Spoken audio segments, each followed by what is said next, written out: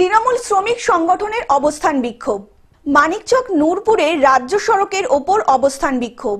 রাজ্য সড়ক অবরোধ করে বিক্ষোভ প্রদর্শন Ratua bus stand and minibus Trinamool শ্রমিক সংগঠনের।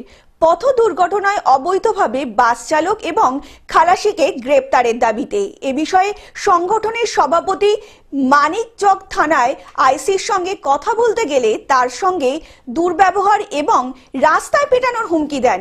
ধৃত দুইজনকে নিঃস্বার্থভাবে খালাসের দাবিতে অবস্থান বিক্ষোভ। ট্রেড ইউনিয়নের সেক্রেটারি বলছি আমি, আমার কথাতে এমন ভাবে বলছে যে আমি কোনো মাছ বিক্রি করতে এসেছি ওর কাছে। ওকে বললাম যে সাহেব তাহলে অন্তত ড্রাইভারটাকে তো লকআপ থেকে বাইরেও তো রাখতে পারতেন।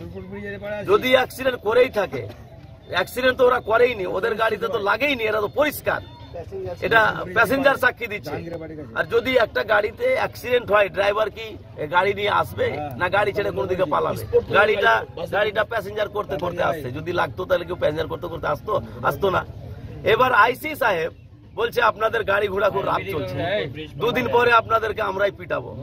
তাহলে যদি প্রশাসন যদি বলে যে দুদিন পরে আমরাই পিটাবো, রাত চলছে, তাহলে আনঅফিসিয়ালি যে গাড়িগুলো চলছে, এই যে অটো টোটো, আইসি সাহেব কালকে আমাকে কোন বিবেকে বললো যে আপনাদেরকে পিটাবো? হ্যাঁ, আমার সাথে দুর্ব্যবহার করেছে আইসি নিজে বলেছে।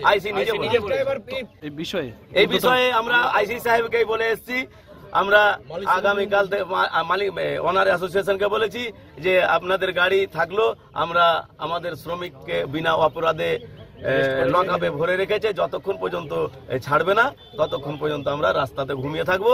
এখন আমরা তার আইসির বিরুদ্ধে আমরা এই আন্দোলনে বসে আছি। আসামিকে যতক্ষণ পর্যন্ত আইসি সাহেব বেকসুর খালাস করছে না ততক্ষণ পর্যন্ত এখানে অনশন চলবে। নাম হচ্ছে রাহুল শেখ আর একজন হচ্ছে ভোলা সিনহা। আমরা আমাদের দাবি আমাদের নিষ্পাপ ড্রাইভার এবং কন্ট্রাক্টরকে অতি শীঘ্রই ছাড়া হোক। মালদা থেকে অভিষেক দাসের রিপোর্ট, গ্লোব টিভি। এখন থেকে গ্লোব টিভি দেখুন আপনার স্মার্টফোনেও। গুগল প্লে স্টোর অথবা অ্যাপল স্টোর থেকে ডাউনলোড করুন গ্লোব টিভি লাইভ অ্যাপ। এছাড়াও জিও টিভি অ্যাপ থেকেও দেখুন গ্লোব টিভি লাইভ।